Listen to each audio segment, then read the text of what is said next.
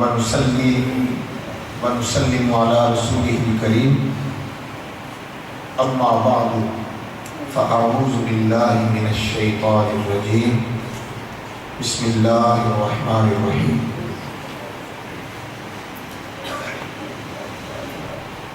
سبحان الذي أسرى بعبده ليلا من المسجد الحرام إلى المسجد الأقصى الذي باركنا حوله لنريه من آياتنا إنه هو السميع البصير صدق الله العظيم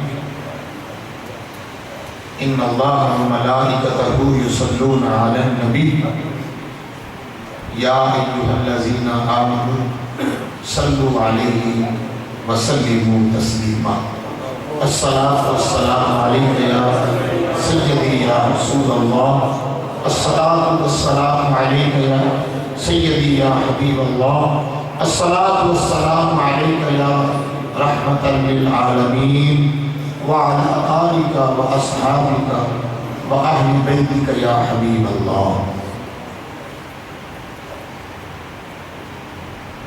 حمد و صلاۃ کے بعد معزز اراکین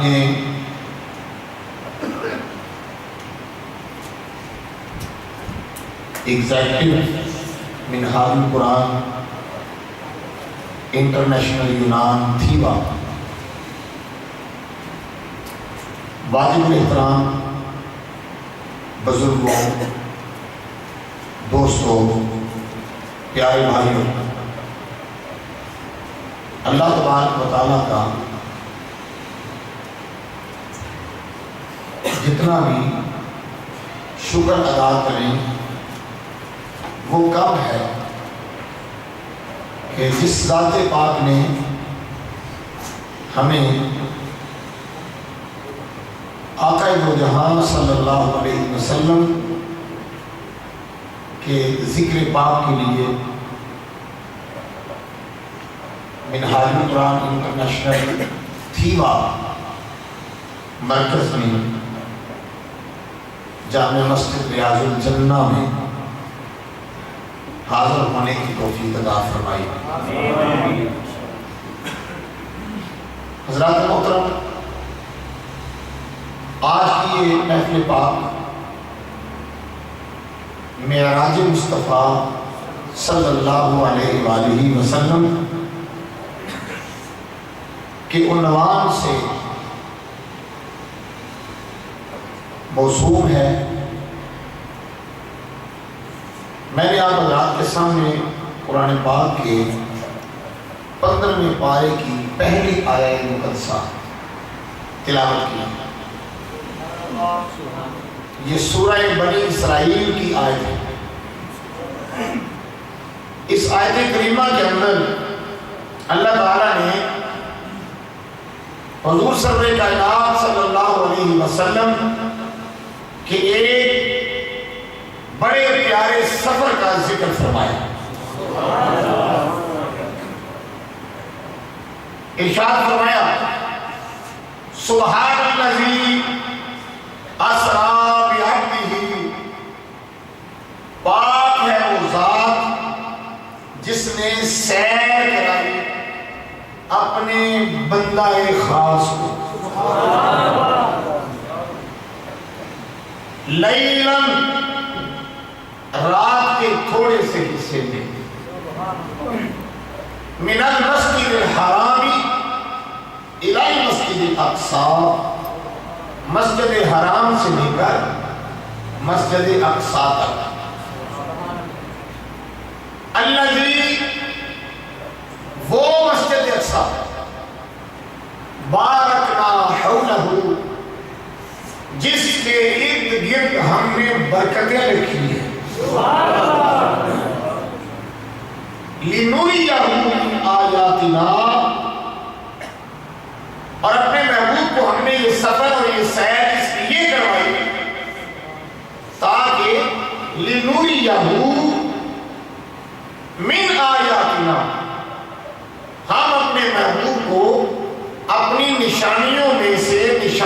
دکھائیں، اپنی آیتیں دکھائیں، اپنی نشانیاں دکھائیں۔ اِنَّهُ هُوَ السَّمِيعُ الْبَصِيرُ، بے شک وہ سننے والا اور دیکھنے والا۔ یہ تھا آیت کریمہ کا ترجمہ۔ اب توجہ چاہتا ہوں، سب سے پہلی بات فرمایا سبحان اللہ، پاک ہے وہ ذات۔ ذکر حضور کے معراج کا تھا، ذکر حضور کے سفر کا تھا، لیکن اللہ تعالیٰ نے اس کی ابتدا اپنے نام سے فرمائی۔ اس کی ابتدا، اس کا آغاز بیان اپنے نام سے کیا، اور یہ نہیں فرمایا، اس کا بیان یوں نہیں فرمایا کہ بڑی برکت والی ہے وہ ذات، بڑی شان والا ہے میرا وہ بندہ، میرا وہ محبوب، میرا وہ نبی جو اس سیر کے لیے گیا یا جو سیر کر کے آیا۔ اللہ پاک نے سفر محبوب کا، سیر محبوب کی، معراج محبوب کی بیان کی، لیکن اس کی شروع اپنے نام سے فرمائی۔ اس کی وجہ کیا تھی؟ وجہ اس کی یہ تھی کہ اگر بیان حضور کی زبان سے کروایا جاتا، اگر سیر کرنے کا فائل، معراج کرنے کا فائل حضور کو بنایا جاتا تو لوگ اعتراض کرتے حضور کی ذات پر۔ کفار مکہ، مشرکین مکہ، وہ کہتے ہم نہیں مانتے، اور کئی نام نہاد کلمہ پڑھنے والے وہ کہتے ہم نہیں مانتے، منافقین کہتے ہم نہیں مانتے۔ رب کائنات نے فرمایا کہ اس واقعے کو پڑھنے سے پہلے، سننے سے پہلے یہ دیکھ لینا کہ یہ دعویٰ میرے محبوب کا نہیں ہے کہ میں نے یہ سیر کی ہے، یہ دعویٰ ساری کائنات کے رب کا ہے کہ میں نے یہ سیر کروائی ہے۔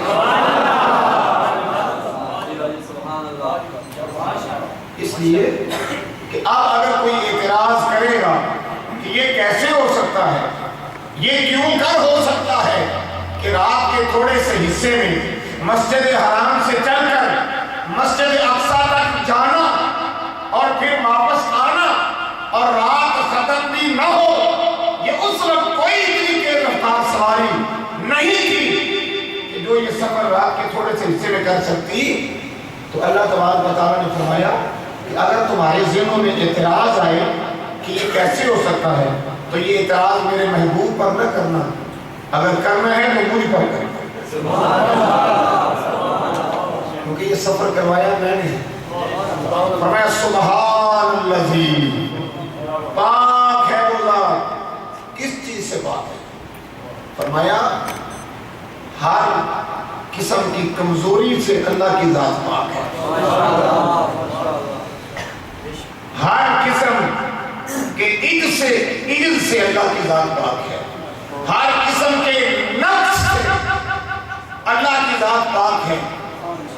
اللہ کی ذات وہ ذات ہے جس نے اپنے محبوب بندے کو رات کے تھوڑے سے حصے میں یہ سفر کروایا۔ توجہ ہے؟ آگے سنیے، پاک ہے وہ ذات جس نے سیر کرائی، جس نے توجہ میری طرف رکھیں، جس نے اپنے بندہ خاص کو، اپنے بندہ جس نے اپنے عبد کو سیر۔ اللہ تبارک و تعالیٰ نے یہاں پر سبحان الذی اسریٰ برسولہ ہی نہیں فرمایا، سبحان الذی اسریٰ بنبیہ ہی نہیں فرمایا کہ میں نے اپنے رسول کو سیر کرائی، میں نے اپنے نبی کو سیر کرائی۔ حالانکہ حضور نبی بھی ہیں، حضور رسول بھی ہیں، لیکن اللہ پاک نے جہاں پر جو لفظ استعمال کیا وہ عبد کا لفظ استعمال کیا، عبد کا لفظ استعمال کیا۔ اور اس کی وجہ علماء کرام، مفسرین کرام یہ فرماتے ہیں اللہ تعالیٰ نے یہاں اپنے محبوب کو عبد کے لفظ سے کیوں یاد فرمایا، ذکر فرمایا؟ اس کی وجہ یہ ہے کہ جب حضور سرور کائنات صلی اللہ علیہ وسلم شب معراج مقام کعبہ کو حسین میں فائز ہوئے اور ثم دنا فتدلّا کی قربتوں میں جا کر بیٹھے تو رب کائنات نے جب اپنے محبوب سے گفتگو کا آغاز کرنا چاہا تو رب کائنات نے فرمایا میرے پیارے آج یہ بتا تجھے کس نام سے پکاروں؟ فرمایا پیارے تجھے کس نام سے پکاروں؟ بتا تجھے بددعا کہہ کے پکاروں؟ پیارے تجھے واللیل کہہ کے پکاروں؟ تجھے یاسین کہہ کے پکاروں؟ تجھے طٰہٰ کہہ کے پکاروں؟ تجھے مزمل کہہ کے پکاروں؟ تجھے مدثر کہہ کے پکاروں؟ تجھے محمد کہہ کے پکاروں؟ تجھے احمد کہہ کے پکاروں؟ تجھے حامد کہہ کے پکاروں؟ تجھے محمود کہہ کے پکاروں؟ کس نام سے پکاروں؟ اے پیارے جو نام تجھے اچھا لگتا ہے آج تیرا رب تجھے اسی نام سے مخاطب کرے گا، اسی نام سے مخاطب کرے گا۔ تو اس وقت اس لمحے حدیث پاک میں آتا ہے کہ تاجدار کائنات صلی اللہ علیہ وسلم نے عرض کیا اے میرے مالک، اے میرے خالق، اے میرے مولا، آج میں چاہتا ہوں، میری خوشی اس میں ہے کہ آج تو مجھے اپنا بندہ کہہ کے پکار، آج مجھے اپنا عبد کہہ کے بلا، آج بار بار جب تو میرے ساتھ مخاطب ہو اپنی شان کے لائق تو بار بار محمد کو اپنا بندہ کہہ کے بلا۔ یہ وجہ ہے کہ اللہ تبارک و تعالیٰ نے سبحان الذی اسریٰ بعبدہ کا لفظ استعمال فرمایا۔ یہ حضور کی خواہش پر اللہ پاک نے یہاں پر لفظ عبد استعمال فرمایا۔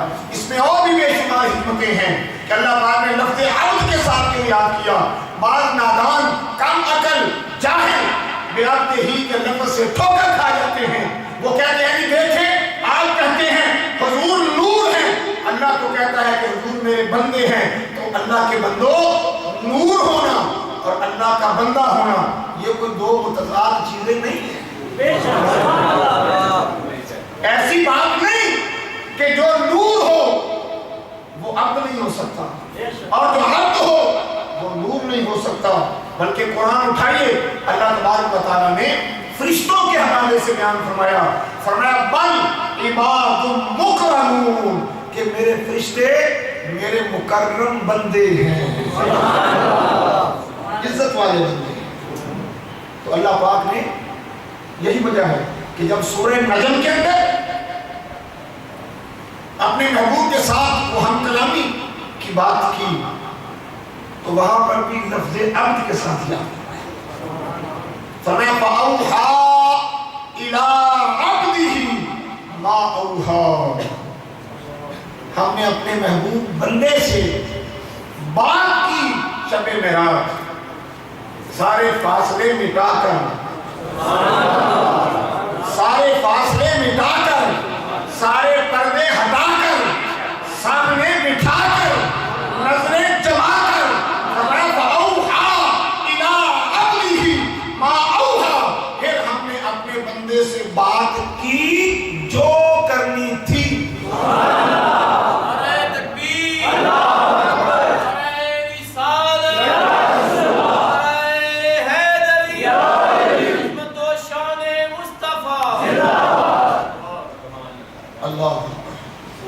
اللہ پاک یا اللہ کیا باتیں ہوئی،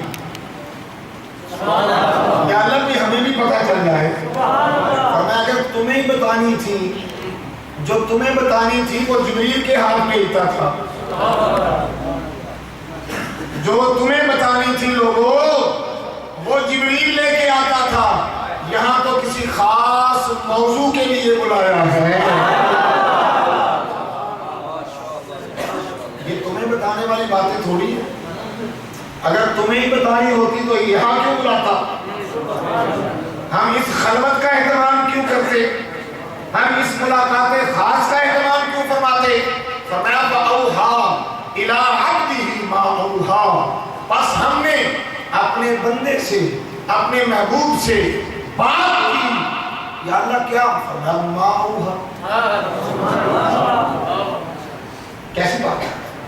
جیسے کسی محبوب سے کوئی بات کی جاتی ہے، راز و نیاز کیا جاتا ہے، جو کسی کو نہ بتانا ہو اور محبوب اور محب بات کر رہے ہو تو کوئی اوپر سے آ جائے، وہ کہے آ کے جناب کی گل بات ہو رہی ہے، وہ آ کے بھائی ساڑی کوئی اپنی گل سی.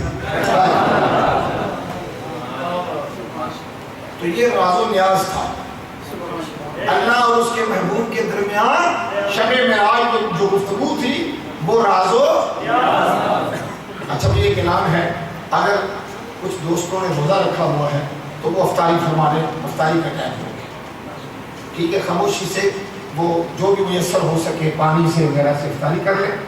ابھی تھوڑی دیر گفتگو جاری رہے گی، زیادہ لمبی بات نہیں ہوگی، توجہ فرمائیے.